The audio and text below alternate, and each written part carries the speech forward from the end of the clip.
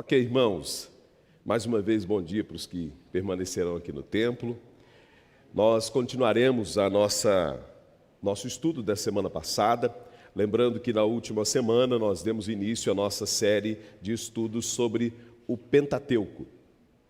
E o pastor Vitor deu início na semana passada, expondo os 2 primeiros capítulos de Gênesis. No capítulo 1, nós vimos o motivo pelo qual Deus criou os seres humanos à sua imagem e semelhança. Aprendemos também que nós somos parte de uma grande história que está acontecendo, que é a história da redenção. E ela está em desenvolvimento até a consumação. Estudamos também sobre o caráter de Deus, vimos que Ele é o Criador de tudo na semana passada. Aprendemos também sobre a forma como Deus criou todas as coisas, que Ele fez todas as coisas a partir do nada, que Ele criou o tempo, o espaço, a história. E vimos também que Ele se revela na sua criação. Por meio da criação de Deus, nós vimos que o Senhor é eterno, que Ele é sábio, que Ele é justo. Vimos que Deus criou o homem à sua imagem e semelhança e também criou um padrão, macho e fêmea, e estabeleceu com esta sua criação um relacionamento. Vimos que o caráter de Deus, como disse, é revelado na criação. Vimos que fomos feitos para sermos espelho, como imagem, refletir o nosso Criador. E vimos também como nós devemos nos relacionar com a criação. Como já havíamos estudado na Teologia da Aliança, os mandatos, como o homem deve se relacionar com o mundo criado, com a criação, como um grande mordomo, como ele deve conduzir como vice-regente, como ele deve se relacionar com o próximo e como ele deve se relacionar com Deus. Hoje, nós vimos também que o estabelecimento de uma aliança, e esse ponto é extremamente importante, porque o nosso estudo vai falar sobre esta aliança. Vimos que uma aliança foi estabelecida pelo Senhor com a sua criação. Vimos que aliança, e alguém se lembra do que é aliança, gente? O que é aliança? Se lembra da nossa série de estudo de teologia da aliança? Oi?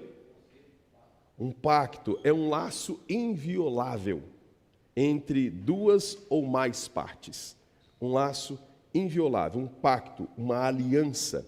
Esse pacto inclui direitos, deveres, responsabilidade, bênçãos e maldições.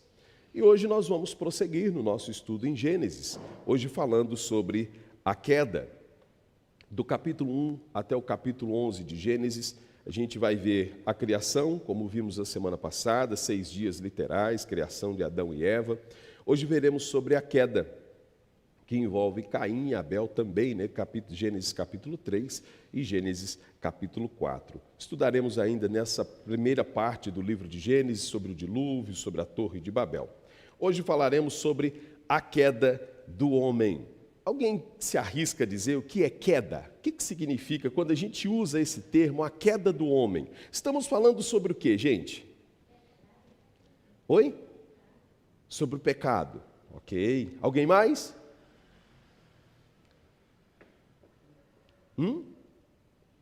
Sobre a transgressão do homem, sobre a quebra da aliança, sobre o pecado em desobedecer os termos desta aliança. O termo que a gente usa como queda é para referir-se a essa tragédia que aconteceu no Éden. Gênesis 1 e 2 estabelece um padrão ou uma forma, ao passo que Gênesis 3 e 4, especialmente Gênesis capítulo 3, o 4 vai mostrar pós-queda, Gênesis capítulo 3 vai mostrar a deformação desse padrão. Nós temos uma forma em Gênesis 1 e 2, estabelecida pelo Criador, e temos agora uma deformação, uma desconstrução, uma queda, uma quebra desse padrão. Então nós chamamos isso de queda. E por que é tão importante estudar a queda, gente? Por que isso é importante? O quanto isso pode ser relevante para a gente? Por que a gente deve estudar sobre a queda? O que vocês acham? Impactou toda a humanidade? Alguém disse do lado de cá? Um exemplo? Ok. O que mais, gente? Por que é tão importante?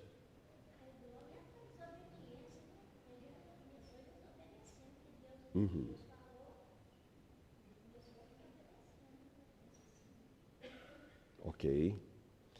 A criação, ela responde aos anseios da humanidade.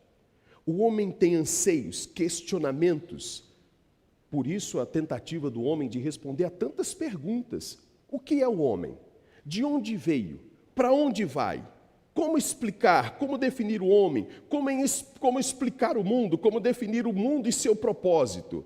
Em Gênesis descobrimos que há um Criador, que fomos feitos por Ele e para Ele, e todas as coisas foram criadas com o propósito de glorificar a Deus. Gênesis 1 e 2 nos coloca de frente com a nossa origem, nos coloca de frente com o Criador. A criação mostra o padrão divino, como disse. E a queda? A queda, se temos um padrão, mostra que fomos criados por um Deus santo e eterno, mostra a nossa incapacidade, porque temos esse padrão, certo? Vivemos para Deus, deveria ser dessa forma, deleitando-nos em Deus, deveria ser desse jeito. Mas o padrão estabelece diante da nossa realidade um abismo. Por que eu não consigo, então, relacionar-me diretamente com Deus por mim mesmo, se eu fui criado à imagem e semelhança de Deus, conforme exposto pelo pastor Vitor na semana passada? Por que eu não posso agora, diante desse padrão, diante desta realidade criada, por que eu não posso mais me relacionar com Deus diretamente? Ou poderíamos perguntar, por que esse vazio dentro do homem? O que aconteceu? O que aconteceu que acabou atrapalhando e torna-me incapaz? Porque o padrão estabelecido confronta-me com a minha realidade. Eu não consigo me relacionar mais com Deus. Eu não sou aquilo que Deus estabeleceu na criação mais integralmente, obviamente. A queda, ela é importante porque ela mostra exatamente a nossa realidade. Ela responde, por quê? Por que não mais assim? Por que as coisas não são mais como no Éden? Por que não posso mais chegar até Deus por mim mesmo? Por que não posso me deleitar, fazer dele minha fonte de deleite por mim mesmo? Porque a ordem parece agora na nossa realidade um pouco em desordem. Gênesis 2, do 4 até Gênesis 4, 26, vai falar da criação e da queda. A queda é o motivo. O homem quebra esse pacto. Ele transgride a lei de Deus, ele peca. E a partir do capítulo 3, nós temos o relato desta quebra, desta aliança e as suas consequências. Aliança estabelecida, termos estabelecidos, quebra dessa aliança. Gênesis capítulo 2, versículos 16 e 17. Vamos abrir a Bíblia? Alguém pode ler, por favor? Só levantar a mão que o Daniel vai levar o microfone. 2, 16 e 17. Espera aí só um minutinho, Judite, que ele vai levar o microfone. Para transmissão, não é para aqui não, é para sair na transmissão.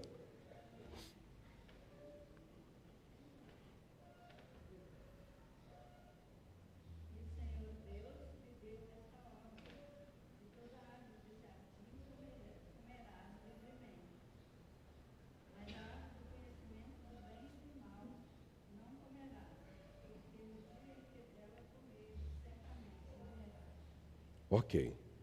Se não comer, viverá. Se comer, certamente morrerás. O que aconteceu então com a queda? Como foi essa queda? Como aconteceu a transgressão, a quebra dessa aliança, desse pacto? Vamos então analisar o texto de Gênesis capítulo 3. A narrativa histórica nos conta a maior tragédia da humanidade, Adão. Na cena narrada, meus irmãos, nós temos um cenário conhecido. Qual é o cenário de Gênesis 3, que é conhecido dos capítulos anteriores? Qual o cenário? Onde é que tudo aconteceu? Num jardim, cenário conhecido, beleza? Fechou? Eu acho que a sonolência é efeito do aniversário de ontem, né? Vamos lá. Um cenário conhecido, um jardim. Personagens conhecidos que temos na narrativa de Gênesis 3, que estão em Gênesis capítulo 1 e 2. Quais os personagens conhecidos que se repetem? Adão, Eva, Deus. Não, a serpente não está nos anteriores, né? Não está, não como indivíduo, né? Não está como indivíduo. Oi, Paulo. Isso, vem em Gênesis 3, né? Nós temos então, meus irmãos, um novo personagem introduzido na narrativa, a serpente. E o mal se fez presente nessa serpente, ok? E de acordo com Apocalipse capítulo 12, versículo 9, vamos dar uma lida? Apocalipse capítulo 12, versículo 9.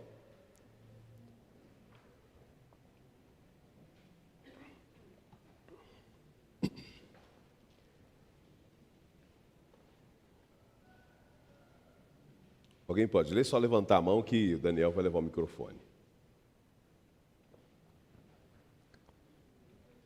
E foi expulso o grande dragão, a antiga serpente que se chama Diabo e Satanás, o sedutor de todo o mundo. Sim, foi atirado para a terra, e com ele os seus anjos. Ok, Satanás é chamado na Escritura, para além de Gênesis, de a antiga serpente. Mais uma pergunta. Gênesis, como eu disse, insere um novo personagem que é a serpente, ok? Essa serpente, o diabo também é chamado de antiga serpente, é um sentido figurado para referir-se a Satanás ou é um animal mesmo? O que vocês acham? É um animal literal ou é um sentido figurado de Gênesis 3 para falar de Satanás? Figurado? Quem? Aqui eu já tenho. Pode, Paulo? É um animal. Então a gente já tem gente que acha que é figurado, gente que acha que é animal. E aí, o que você acha, Renan?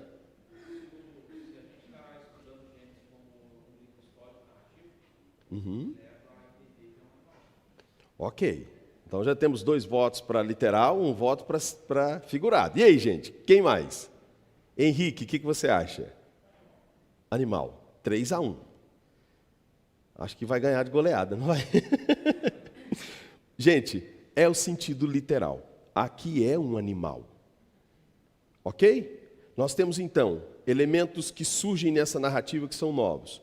Um animal, mas também temos um sujeito oculto aqui, que é revelado ao longo da Escritura. Certo, gente? Nós temos um sujeito novo revelado, tem um sujeito novo que é um sujeito oculto, que não está claro logo no início da narrativa, mas que vai fazer-se claro mais para frente, e que torna ainda mais claro ao longo de toda a Escritura, como o texto que lemos. Era a serpente, mas não só a serpente, ok? Então a serpente aqui era literal? Sim, ok? Como a tentação se deu? Abra a Bíblia lá em Gênesis capítulo 3, nós vamos ler do versículo 1 ao versículo 5, por favor. Sim, Judite.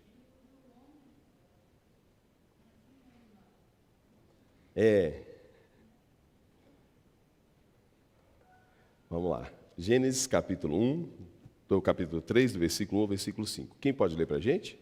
Só levantar a mão.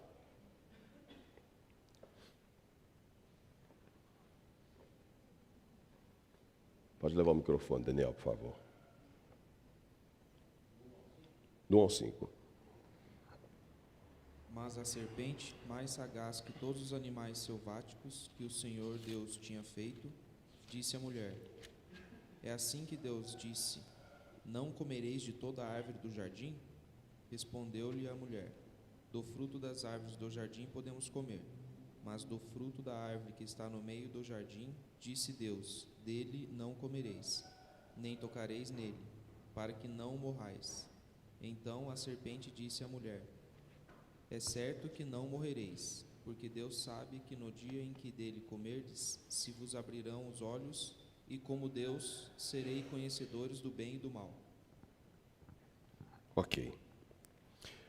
Gente, nós temos logo no primeiro versículo a serpente usando a tática de fazer uma pergunta para aproximar-se.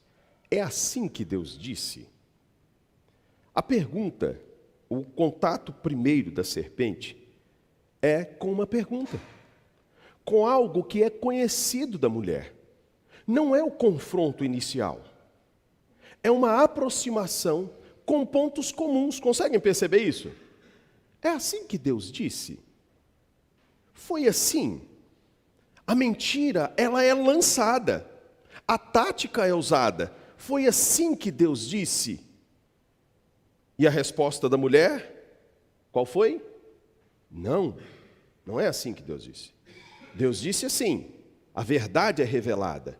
Mentira e verdade são expostas e apresentadas no texto. Versículos 4 ao 5, versículos 2 e 5, a mulher responde e ela diz: não, não é assim, Deus disse assim, assim, assim. Versículos 4 e 5, a mentira é acrescentada. Qual mentira foi acrescentada aí? O que Satanás disse? É certo que não morrereis. Olha a mentira revelada. O que Deus disse, gente? Certamente morrerás. Qual é a resposta do diabo? Vai morrer não. O mentiroso chamou o santo de mentiroso. Satanás disse assim: não, Deus está mentindo para vocês. Qual o motivo dessa mentira que Satanás apresenta? Por que Deus está mentindo para vocês? Olha, porque Ele sabe que vocês podem ser como Ele. E, na verdade, não poderia jamais ser como Deus, comendo ou não comendo do fruto. Porque o Criador é acima da criatura sempre. Jamais, ainda que Adão e Eva, e tampouco na eternidade, em corpos glorificados, seremos plenamente como o Senhor. Jamais seremos como o Senhor na sua totalidade, porque Ele é Deus. Ok, gente? Então a mentira é lançada, ao passo que uma proposta também é. Porque no dia em que comer, vocês serão como Deus. Qual é a proposta aqui de Satanás? Salmo 2. Rompamos de nós as suas algemas. Qual que é a proposta então? Vocês podem ficar livres de Deus. Tornando-se como Deus, sendo autônomos, vocês podem se livrar de Deus. Vocês não mais estarão apegados a Ele, como o Pai da criação, como a criatura olhando para o Criador. Vocês podem ser como Deus. A autonomia foi a proposta. E o desejo lançado foi prontamente acatado. É certo que não morrereis. Deus sabe que no dia em que comerdes, se vos abrirão os olhos. Vamos a Romanos capítulo 1. Romanos capítulo 1. O texto diz assim: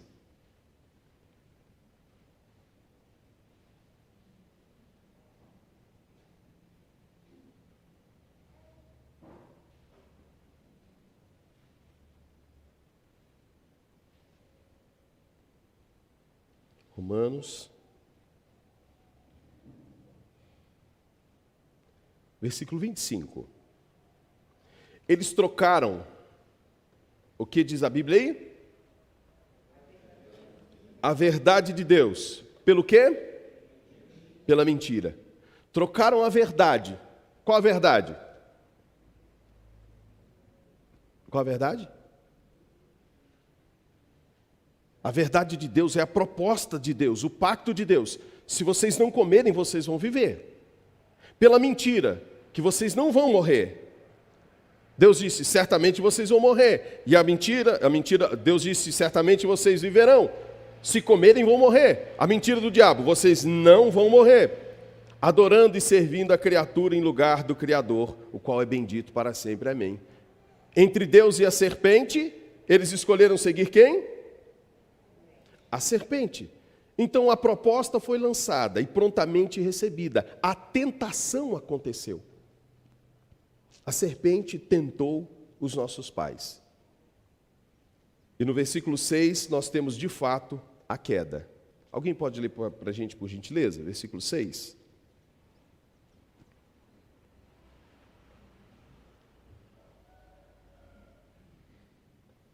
Gênesis 3, versículo 6.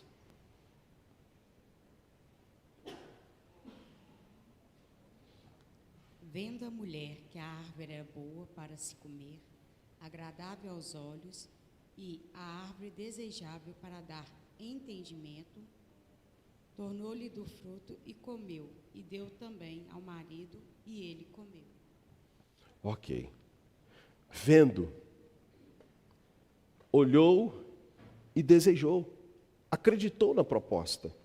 A proposta lançada foi recebida no coração, foi para além dos ouvidos, conseguiu ir para além da audição, alcançou o coração. E o homem então deixou o seu espaço, o seu lugar de vice-regente, para se submeter à sua própria vontade. Qual era a proposta de Satanás, gente? Serão como Deus. E ao se submeter à sua própria vontade, o homem está querendo ser Deus. Ele está a serviço agora dele mesmo. E ele passou então a ser conhecedor do bem e do mal. O homem obedeceu. A mulher comeu, deu ao seu marido e ele comeu com ela. Deixou o pacto de Deus, a aliança com o Criador, para fazer uma aliança com o diabo, com a antiga serpente. Tornou-se agora escravo do mal que conheceu. Deixou o pacto de Deus para abraçar o pacto do diabo. O homem acreditou e deu um passo a mais. Ouviu, concebeu no coração e partiu para a ação. Essa é a estrutura da queda. Ouvir, conceber no coração e partir para a ação. Pense comigo, não é isso que acontece com a nossa vida quando pecamos? Não é assim, gente? Nós somos tentados, certo? Somos tentados. Por quem? Por Deus? Não. O que a Bíblia diz?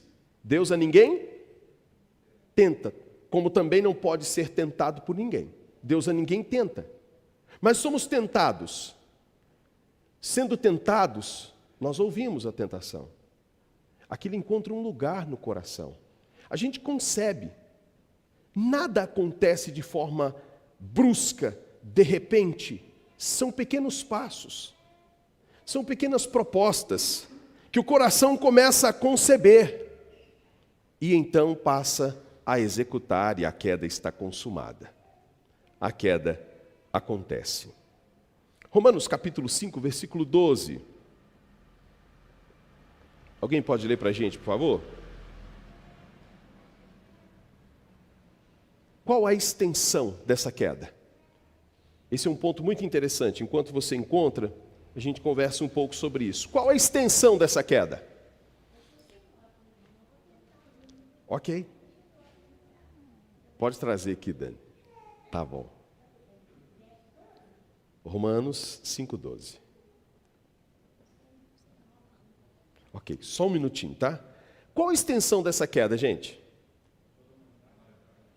Toda a humanidade? Ou apenas os nossos pais?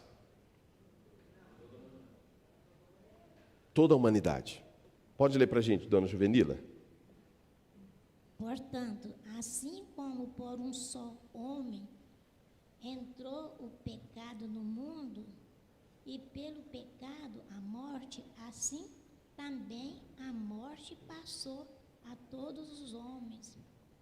Os homens, porque todos pecaram. Ok.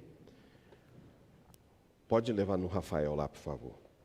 Irmãos, a extensão dessa queda alcança-nos, porque Adão era o nosso representante federal.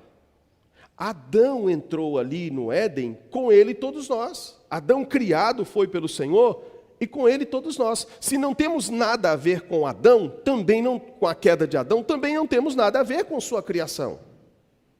Adão cai, nós também caímos. Adão foi criado, o homem foi criado, a humanidade foi criada em Adão. Adão cai, todos os homens pecaram em Adão. É como se nós não mordêssemos o fruto, mas sentíssemos o gostinho na nossa boca da queda. Nós não mastigamos o fruto, mas a consequência dele nós sentimos até hoje. Ok? Tiago capítulo 2, versículos 14 e 15, por favor, Rafael.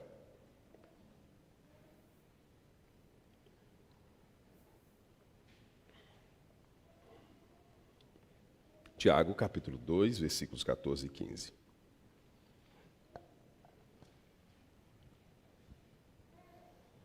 Meus irmãos, qual é o proveito se alguém disser que tem fé, mas não tiver obras?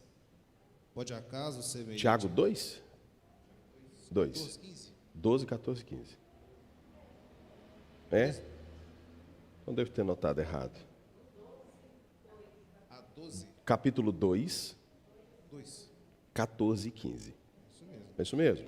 Então vou ler para vocês como eu anotei aqui. Ó. O texto é o seguinte: ao contrário, cada um é tentado pela sua própria cobiça, quando este é atraído e seduzido. Então a cobiça, depois de haver concebido, dá luz ao pecado, e o pecado, uma vez consumado, gera a morte.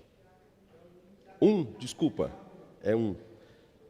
Pode ler, por favor, Rafael. Você não vai perder a viagem, não. Ao contrário, cada um é tentado pela própria cobiça, quando esta o atrai e seduz. Então, a cobiça, depois de haver concebido, dá luz ao pecado. E o pecado, uma vez consumado, gera a morte. Ok. Se não tivéssemos, eu quero que você considere hipoteticamente, se não tivéssemos nada a ver com Adão, a estrutura nossa não deveria ser a mesma também de queda. Nós sofremos a mesma coisa que Adão, certo, gente?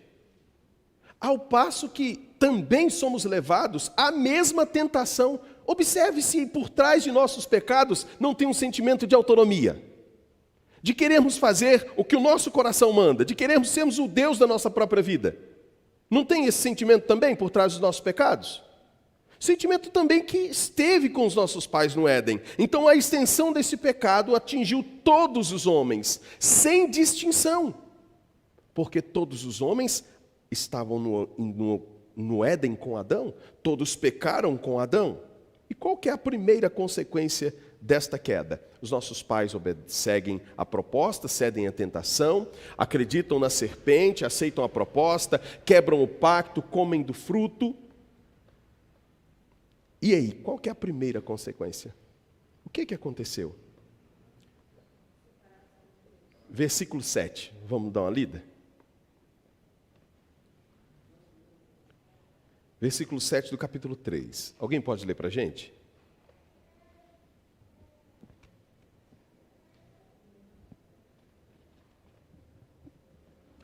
Vamos lá?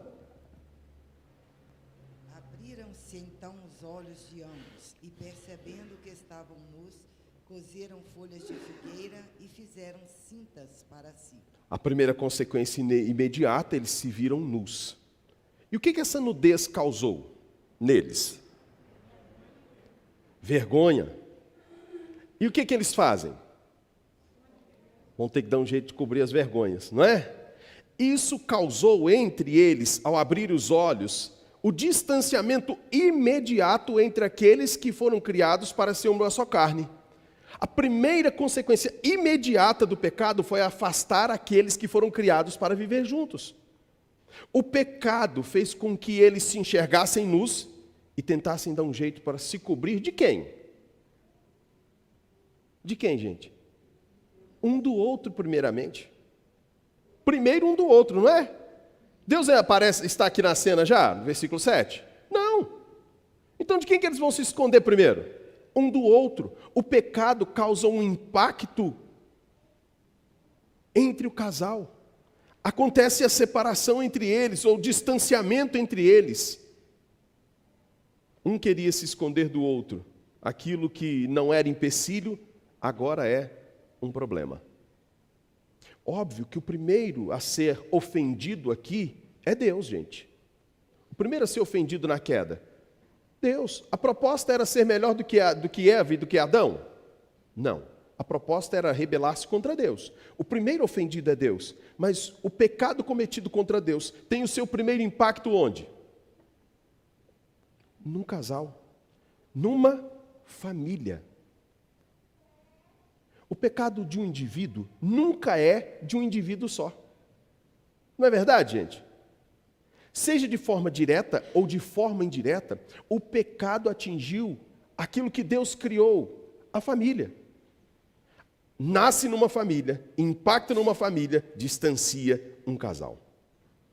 Dizendo-se sábios, se tornaram loucos, trocaram a glória do Deus incorruptível, diz Paulo, pela imagem do homem corruptível. Desonraram os seus corpos, final do versículo 24 do capítulo 1 de Romanos, desonraram os seus corpos entre si. E o problema aqui não era estar nu, porque eles já estavam antes.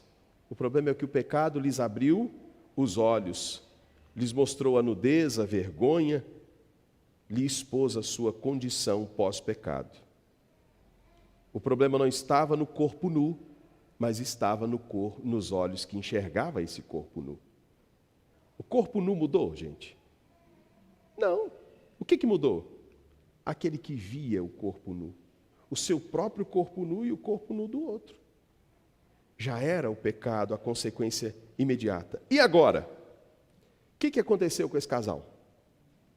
Se enxergaram nus, foram tentar dar o seu jeito, costurar folhas para se vestir. Eu caio com a minha imaginação muito fértil, né? Eu fico lendo esse texto e imaginando. Que besteira. Costura aí para mim uma folha aí para eu poder vestir, para eu me cobrir. Ah, beleza. Vestir a sunga de folha. Oh, gente, isso aqui é uma imaginação fértil minha, tá? Aí, de repente, pega aquele coco, a hora que levanta a perna para subir, e rasgou, costura outra. Ia morrer tentando dar o seu próprio jeito e não ia solucionar. É assim que a gente faz. A gente tenta dar o nosso próprio jeito no pecado que a gente entrou. A gente tenta nós mesmos dar o nosso jeito, resolver o nosso problema. Mas o que aconteceu? Esse casal, agora, tentando cobrir suas vergonhas, foi esquecido, gente? Foi deixado de lado? De forma alguma. Não foram abandonados na lama do pecado. Gênesis capítulo 3, do 8 ao 11 agora, por favor. Gênesis 3, do 8 ao 11. Quem pode ler para a gente?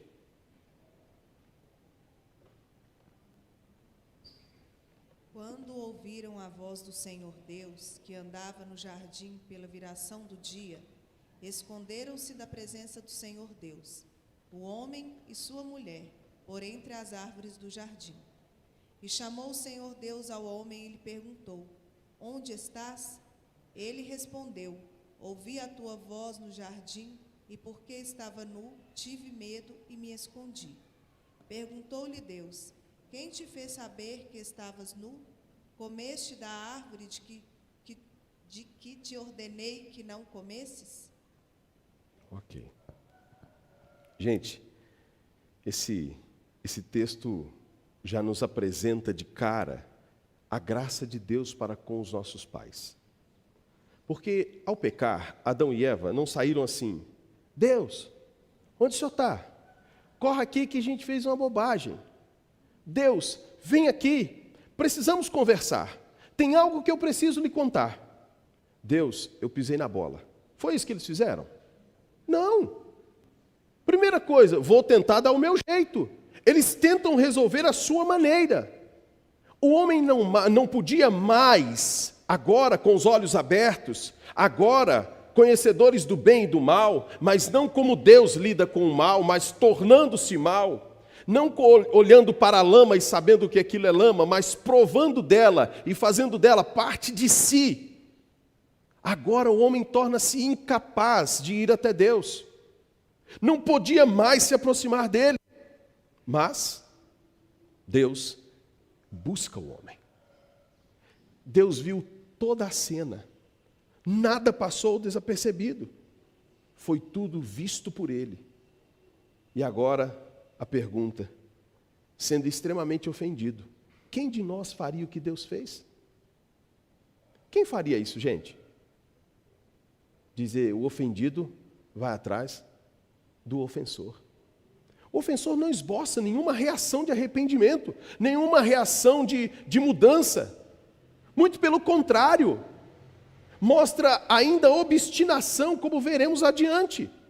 Mesmo sendo confrontado por Deus, ele não diz de pronto: é verdade, Deus, eu pequei. Ele não vai admitir, ele vai tentar justificar-se, vai tentar fazer alguma coisa. E Deus vai até esse homem. Na realidade caída, o homem não tem mais condição de ir até Deus. O que ele faz é esconder-se de Deus.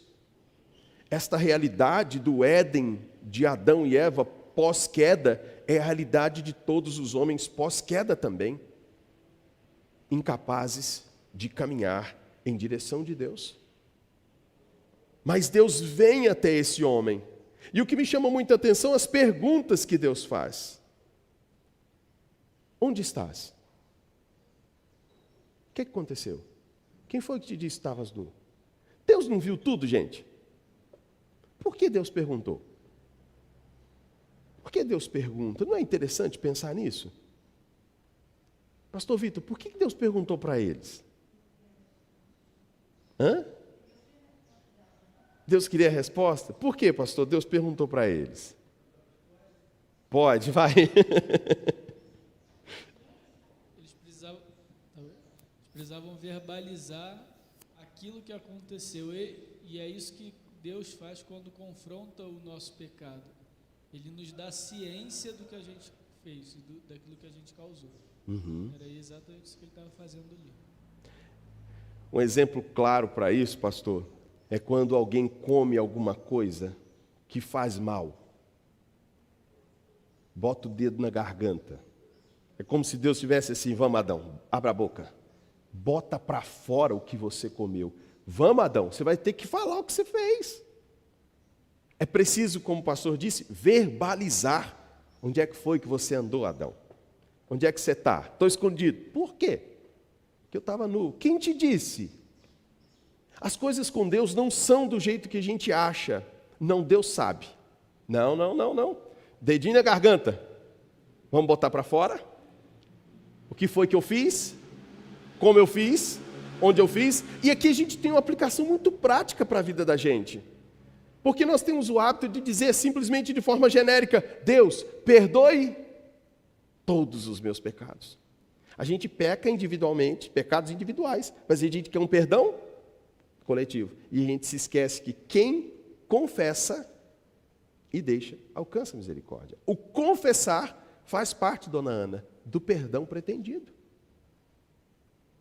Deus, o ofendido, aquele que viu a sua criação dar ouvido a Satanás e abandonar o pacto que fez com ele, escolher ser ele mesmo o dono da sua própria vida e sujar-se com o mal. Contudo, como um pai faz com um menino levado, ele vai atrás dele. Eu não sei a mãe de vocês, mas a minha gostava de perguntar ainda soletrando. A minha mãe dava aula de português para a gente. O que foi que você fez? Não era assim, gente? Soletrando. Deus está dizendo: vamos lá. Eu já sei. Mas o que foi que você fez? O que aconteceu? E observe a obstinação. Nem o ato, e aqui é importante, nem o ato de Deus ir até Adão fez com que o coração de Adão fosse mudado de pronto. Mas observe, não é que Deus era incapaz de mudar o coração de Adão, de forma alguma. Mas o processo estava em andamento. Versículos 12 e 13, por favor. Versículos 12 e 13 do capítulo 3.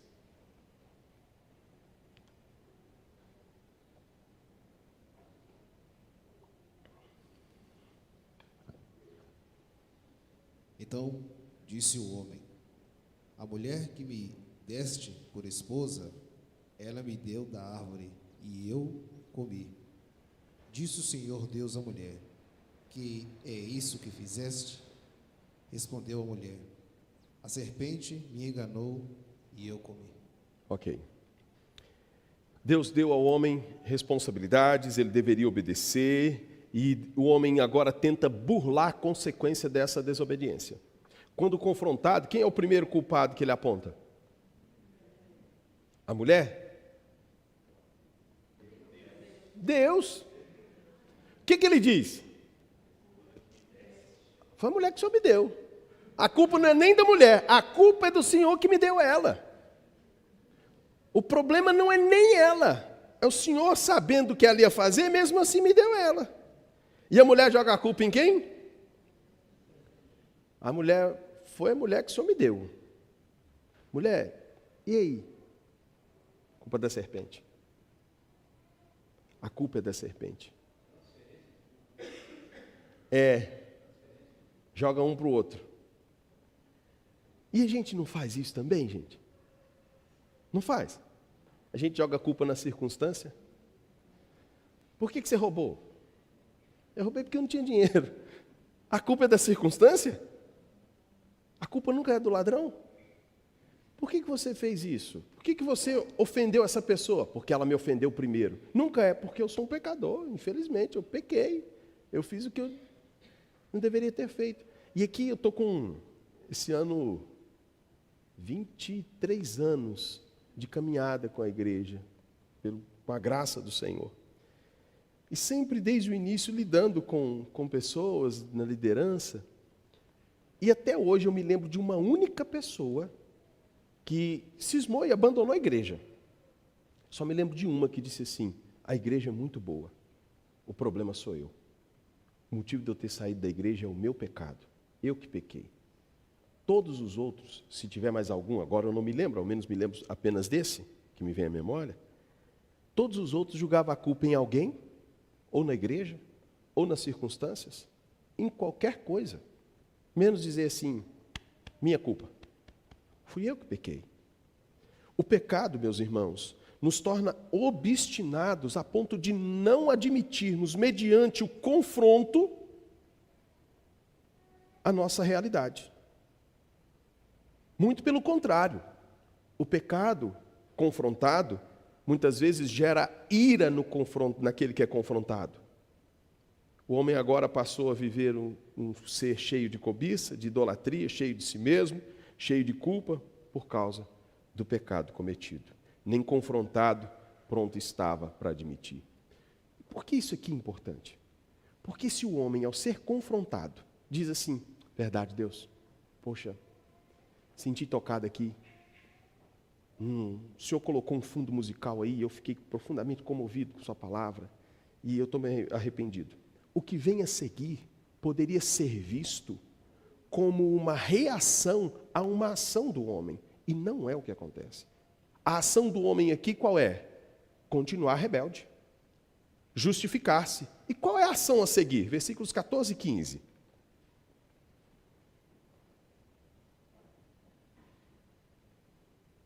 Versículos 14 e 15. Então o Senhor Deus disse à serpente: visto que isto fizeste, maldita és entre todos os animais domésticos, e o és entre todos os animais selváticos. Rastejarás sobre o teu ventre e comerás pó todos os dias da tua vida. Porém, inimizade entre ti e a mulher, entre a tua descendência e o seu descendente. Este ferirá a cabeça e tu lhe ferirás o calcanhar. Ok. Num cenário de punição, de anúncio de punição, num cenário de queda, num cenário de rebeldia, de obstinação, tem uma notícia boa aqui. O proto-evangelho, boa notícia, chega no cenário de caos. Na tragédia, a luz brilhou. O Redentor é anunciado. Por que esse ponto é tão importante em vista do que eu acabei de dizer dos versículos anteriores? Porque a graça de Deus não é uma resposta de Deus ao arrependimento humano, mas o arrependimento humano é uma resposta à graça de Deus. Não pode existir e nunca é o arrependimento humano uma motivação para a graça de Deus. Nunca vai ser assim. Deus olhou e viu que eu ia me arrepender, então me elegeu. Deus olhou e viu que o meu coração no fundo tinha coisa boa, e então Deus trabalhou em mim. Não. Olha a graça, olha o favor de Deus. Eles continuavam obstinados. Não há uma demonstração de arrependimento, uma tentativa de manifestar constrangimento sequer.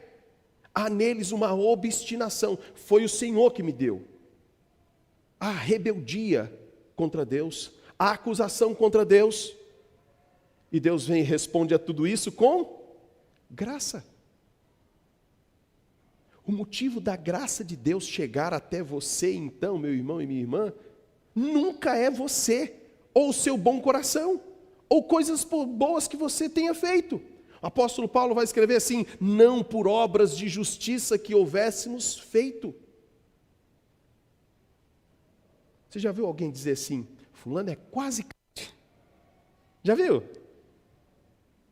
Só falta converter. Ué. O motivo para qualificá-lo como um quase salvo é o quê? As coisas boas que ele faz? Aquilo que ele parece demonstrar obras? Então esse será o motivo pelo qual o Senhor vai salvá-lo? Ele é rebelde. Ele é obstinado. Não há motivo para a graça de Deus alcançá-lo, nenhum motivo dele mesmo. E meus irmãos, chegou a boa notícia para eles. O primeiro Adão, aquele que deveria ser o nosso representante na comunhão com Deus, aquele que deveria ser aquele que era o nosso representante federal, falhou. A imagem e semelhança de Deus, ele não está mais cumprindo o propósito para o qual fora criado. Mas como o pastor Vitor disse, já apontava para alguém que manifestaria, que seria perfeitamente imagem do Deus invisível. A imagem de Deus. Aquele a quem o discípulo pediria, mostra-nos o Pai, e ele responderia, estou com vocês. Hebreus capítulo 2, versículos 14 e 15, diz assim, Hebreus capítulo 2, versículos 14 e 15. Visto, pois, que os filhos têm participação comum de carne e sangue, também Jesus igualmente participou dessas coisas, para que, por sua morte, destruísse aquele que tem o poder da morte, a saber, o diabo, e livrasse todos os que, pelo pavor da morte, estavam sujeitos à escravidão por toda a vida. Cristo é o descendente, e Paulo vai dizer isso lá em Gálatas, capítulo 3, versículo 16.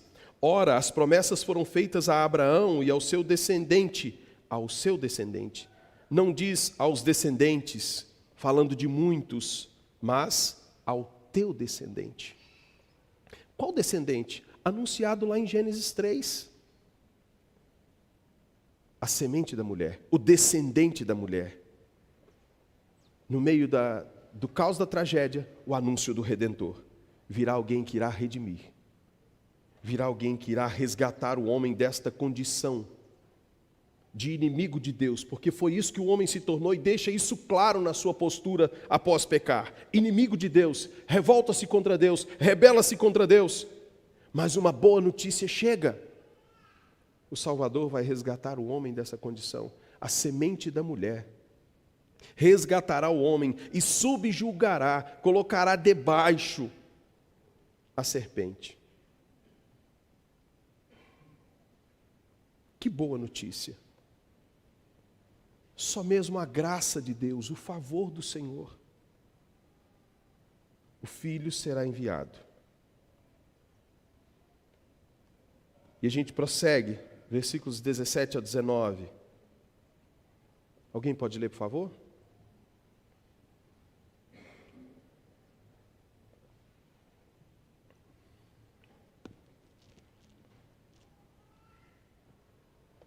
E a Adão disse: visto que atendeste à voz de tua mulher e comestes da árvore que eu te ordenara não comesses, maldita é a terra por sua causa. Em fadigas obterá delas o sustento durante os dias de tua vida. Ela produzirá também cardos e abrolhos, e tu comerás a erva do campo. No suor do rosto comerás o teu pão, até que tornes a terra, pois dela foste formado. Porque tu é pó e ao pó tornarás. Ok.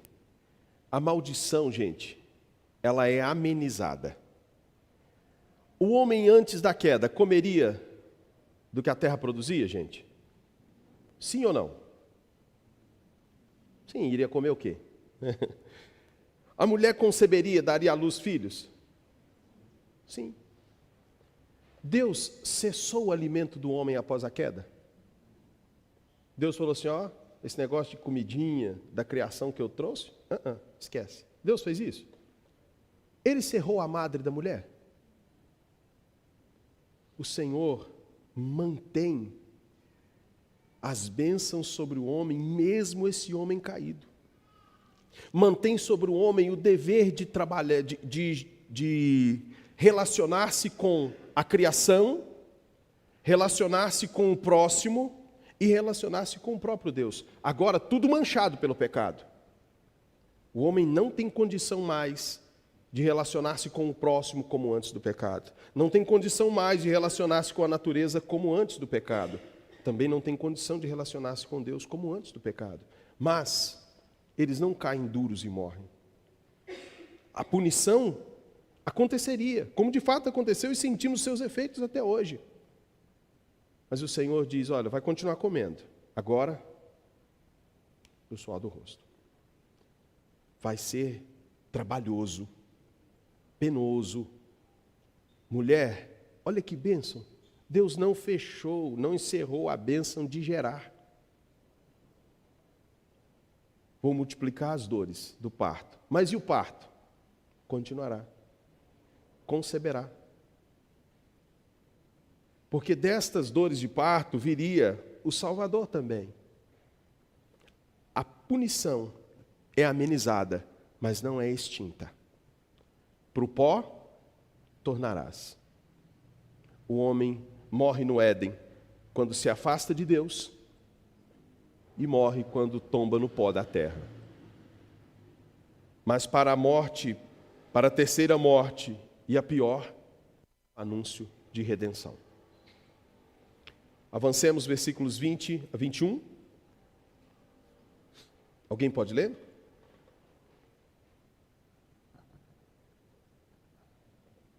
E deu o homem o nome de Eva e sua mulher, por ser a mãe de todos os seres humanos.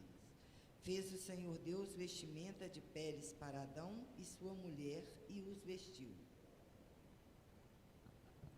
Ok. Nós falamos de graça. Falamos que o homem, quando peca, tenta dar o seu próprio jeito, costurando para si folhas de figueira, e que isso não pode resolver o problema. O problema do pecado do homem não pode ser resolvido pelo próprio homem. Não dá para costurar, não dá para tampar o nosso pecado. E é isso que a gente tenta fazer com boas obras.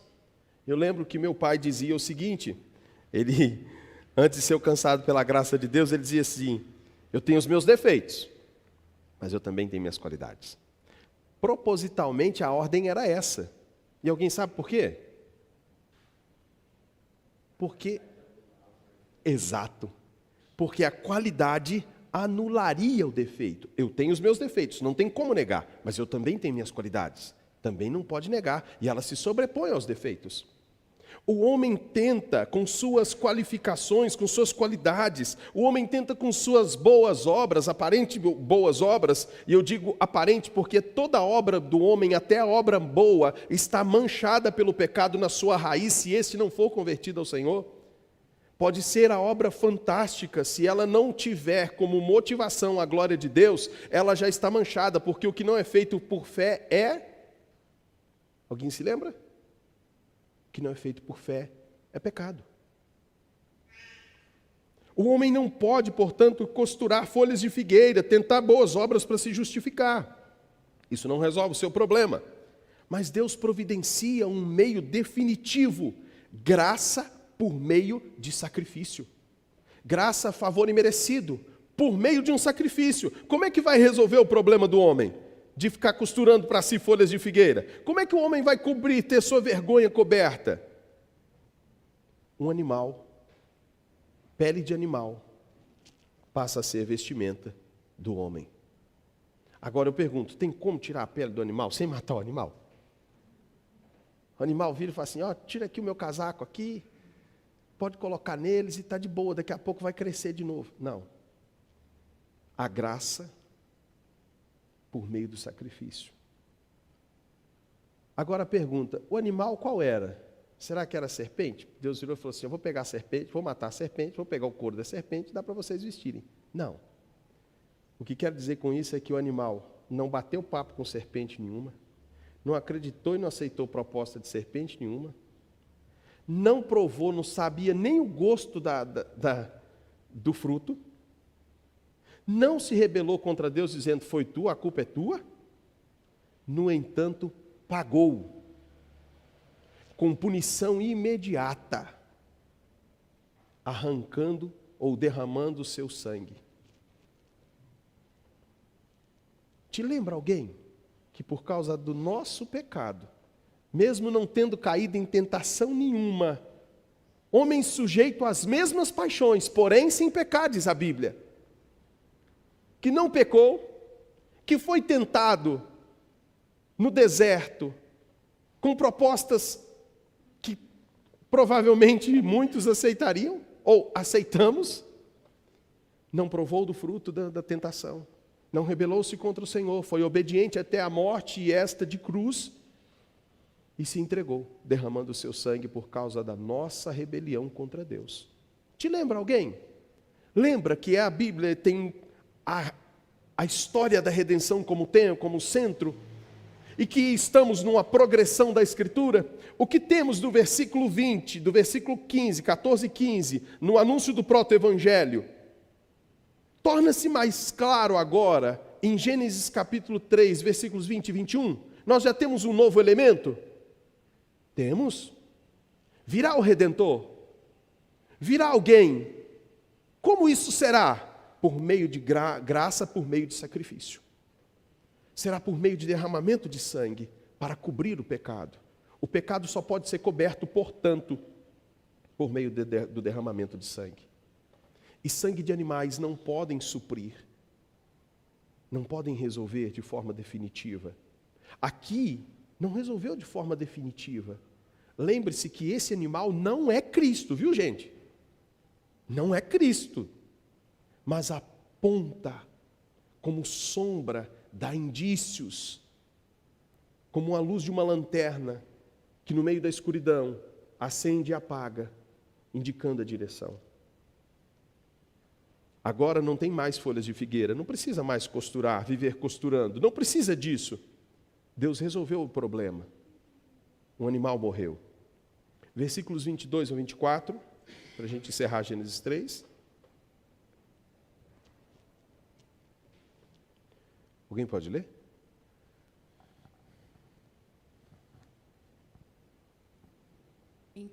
Então disse o Senhor Deus: Eis que o homem se tornou como um de nós, conhecedor do bem e do mal. Assim que não estenda a mão e tome também da árvore da vida e coma e viva eternamente.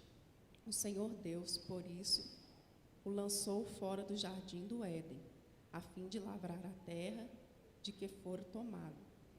E expulso o homem, colocou querubins ao oriente do jardim do Éden, e o refugir de sua espada, que se revolvia, para guardar o caminho da árvore da vida. Ok. Deus, nesses versículos, menciona o que o homem fez, gente, ou o que o homem se tornou. O que o homem se tornou. O homem agora se tornou conhecedor do bem e do mal. Tem consciência do bem, mas agora o mal está nele. No sentido de ter se tornado mal.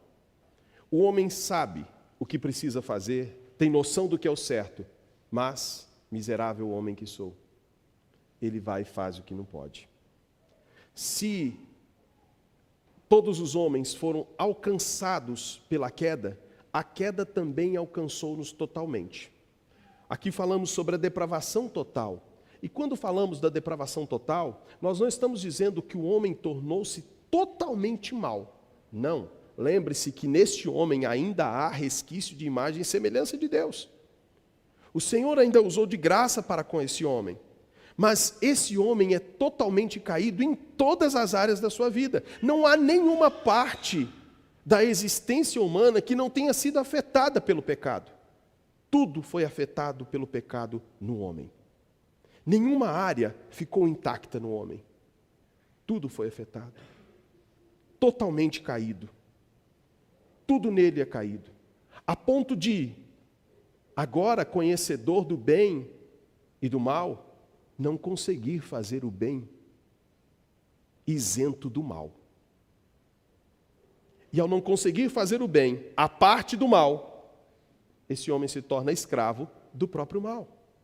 Sua natureza agora é totalmente corrompida, no sentido de toda a sua área. O homem cria, tem consciência do bem, mas é incapaz de fazê-lo à parte do mal. Sendo assim, o homem torna-se incapaz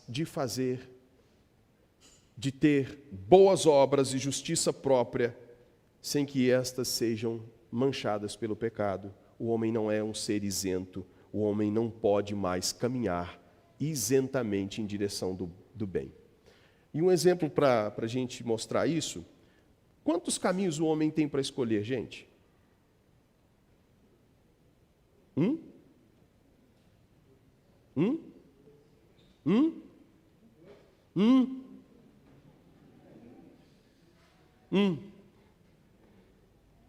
Há 2.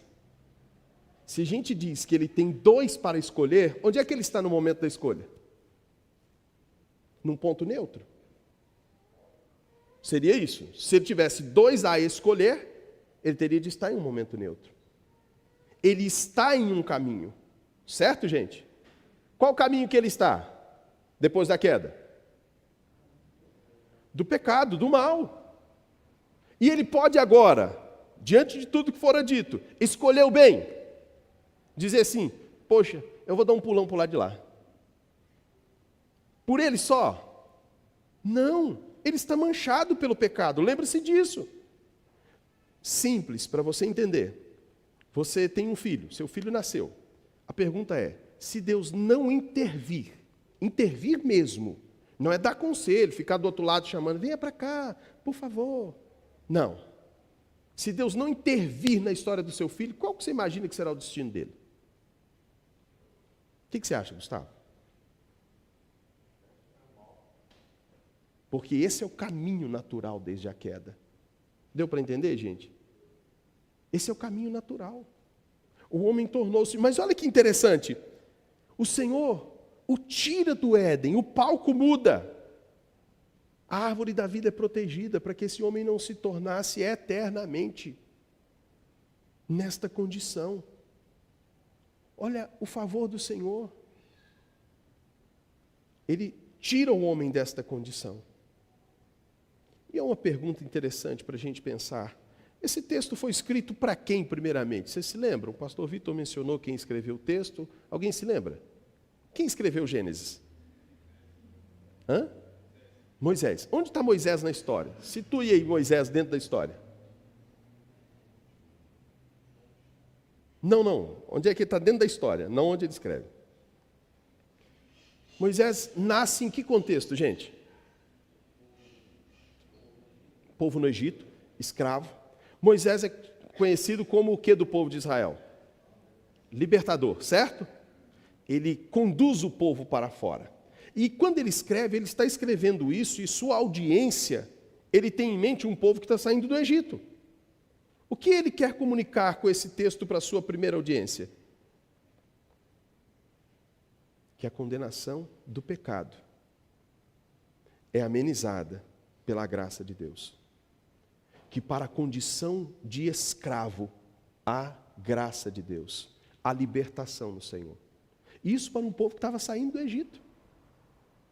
Para um povo que estava sendo conduzido para fora da escravidão.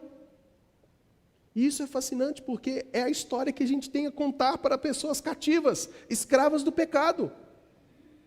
É por isso que a queda não é algo distante de nós, mas é a nossa realidade. Nós estamos falando isso para pessoas que estão nessa condição, cativas, presas, buscando respostas, porque eu faço o que eu faço, porque eu sou desse jeito, porque eu não consigo chegar até Deus, porque esse vazio tão grande em mim, porque eu sou desse jeito. A resposta é por causa da queda. A notícia ruim choca. É como se chegasse e chutasse a base que a gente está sobre ela a vida inteira e dissesse: você não é tão bom como você pensa, você é um miserável pecador. Mas também chega a boa notícia: há graça para pecadores miseráveis como você. Há perdão, há redenção para esse pecador. E a pergunta, e depois do Éden? Como é que o mundo ficou, gente? Como é que o mundo ficou depois do Éden? Quais as consequências mais amplas disso? Depois da queda, Gênesis capítulo 4, e eu vou explicar de forma rápida o que a gente vê. O que nós vemos? A consequência da rebelião. Nós vemos o mandato social evidente ali, gente? Social, cultural, espiritual. Vocês conseguem enxergar isso na história? Sim, eles estão plantando. Eles estão se relacionando. E o sacrifício mostra uma tentativa de relacionar-se com Deus. Agora, não de forma direta, mas por meio de sacrifícios. Aprendidos aonde? Vocês se lembram? Gênesis. Aprendidos no sacrifício que os pais viram, presenciaram.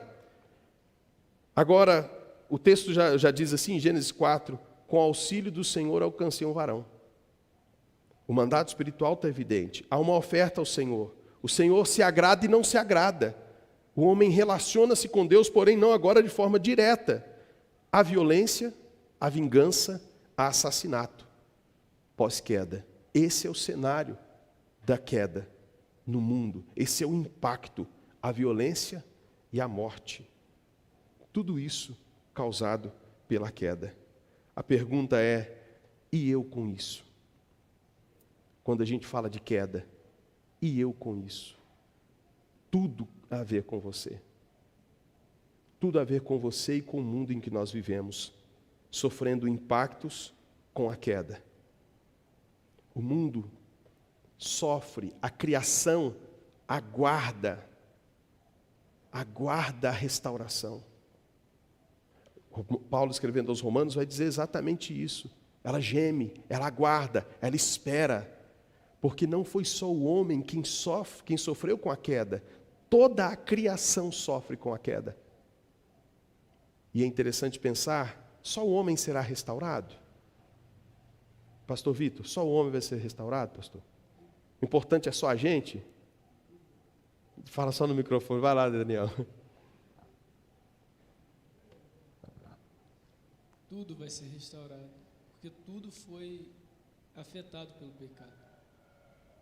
Exatamente. O pecado afetou e o homem, ele é o mordomo, aquele que administra, e ele administra mal e toda a criação entra em uma desordem. Lembra que tinha ordem e o pecado tinha forma e o pecado traz deforma. Ele muda tudo aquilo. Tudo isso vai ser reformado. Amém, irmãos? Todo mundo vai ser reformado. Graças a Deus por isso. Tudo isso vai ser reformado na consumação de todas as coisas. Tudo isso será reformado. Pontos importantes para a gente considerar sobre a queda. Sim. Pode voltar. Se retroceder para Gênesis 1 e 2, aí retrocede para o professor de Gênesis 1 e 2.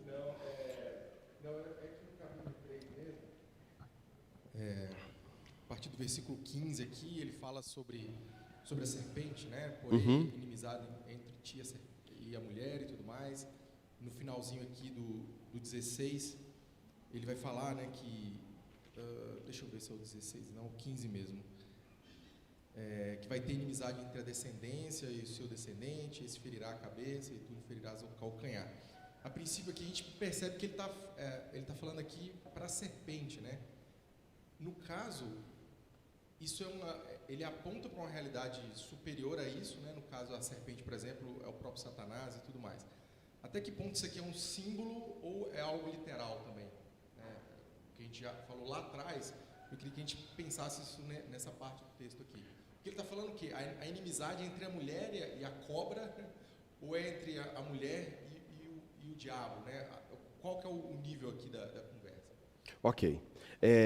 A literalidade da serpente estar na cena, é a mesma serpente, não há uma mudança ali de figura, é a mesma serpente. Porém, aquele sujeito que eu disse que aparentemente estava oculto logo no primeiro versículo, ele é revelado quando a punição vai para além de um animal literal. Há literalidade ali, vai arrastar, vai rastejar, vai comer pó, mas há também, para além da literalidade, o sujeito que está oculto aí. E essa inimizade estabelecida entre a serpente e entre a mulher, entre o descendente da mulher, não é sobre a serpente e o animal. Mas a gente vai ver isso logo no capítulo 4, que já há um surgimento de um conflito, e a gente vai ver mais à frente, no desenrolar da história, o surgimento de duas linhagens. Uma linhagem que está tendendo para um lado e uma linhagem que é puxada para o outro. E há inimizade entre isso. A gente vê, por exemplo, Caim e Abel. Um matou o outro. Por qual motivo? Porque o Senhor agradou-se da oferta de um e não agradou-se de outro. Então há literalidade quanto à presença do animal, mas para além do animal, há um outro sujeito ali e refere-se a ele também. Ok? Sim. Ficaria sem sentido se a gente apontasse aqui como a serpente, né? Então, é um apontamento muito maior aqui para a realidade de Cristo. E usa a figura da serpente. Uma figura literal para um ensino muito além daquilo. Isso mesmo. Ok? Sim. Aproveitando a pergunta dele. Ok.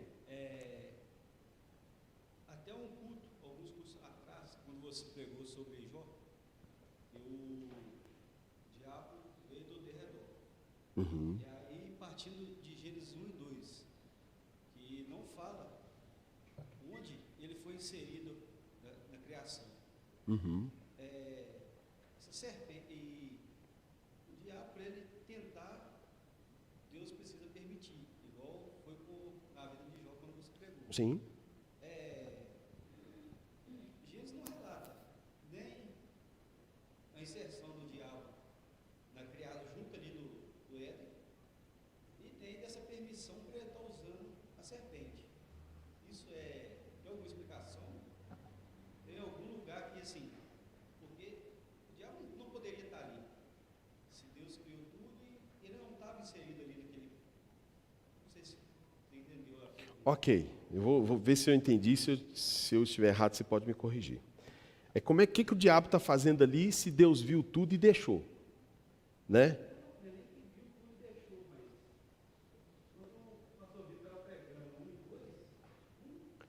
Não aparece o diabo, né? Ele não estava lá. Como que ele foi permitido estar ali, permitido usar a serpente? Ok. Naquele contexto, sendo que Deus, igual quando você pregou Jó, Deus permitiu. Vai lá e pode tentar e fazer só não tente contra a vida dele. Mas Deus não permitiu ele não pediu essa autorização para usar a serpente. Ok. Não precisa aqui, para Deus permitir, ter uma autorização oficial de Deus como em Jó, né? Porque se o Senhor não permitisse, Ele não teria feito. Entende? Não é preciso dizer assim, olha, eu deixo você fazer, como em Jó, de forma clara. Só não toque, pode tocar em tudo, só não toque na vida. Não é necessário essa não autorização, Deus dizer assim, olha, eu não permito. Não, porque se ele não quisesse permitir, aquilo não teria acontecido. Ok? Tudo acontece debaixo da supervisão de Deus. Ele é o Senhor Supremo, que está em todos os lugares, que vê todas as coisas. Então o Senhor viu aquilo tudo acontecendo. E ao acontecer esta cena, está tudo debaixo do senhorio de Deus. Então o Senhor permitiu que Satanás chegasse ali. E é interessante que a Bíblia é a história da redenção de um Deus gracioso para com o homem pecador. Ela não se propõe a contar a história dos anjos, porque se assim fosse, nós teríamos que ter um relato de um período que contasse o que aconteceu na eternidade. Como é que foi a queda de Satanás? Nós não temos tratados bíblicos extensos, exaustivos, nos mínimos detalhes sobre como isso se deu. O que sabemos é que o Satanás foi criado por Deus como um anjo de luz, a Bíblia assim vai dizer, né? E ele caiu.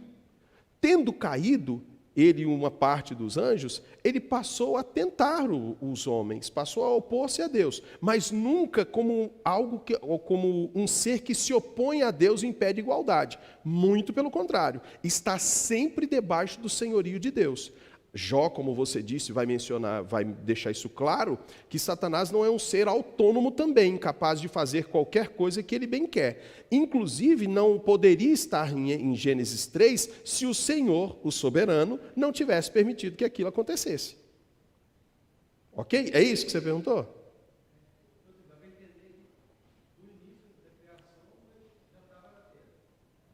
Sim. Agora, como, quando, em que momento, eu sei que não foi de Gênesis 1 para o 2.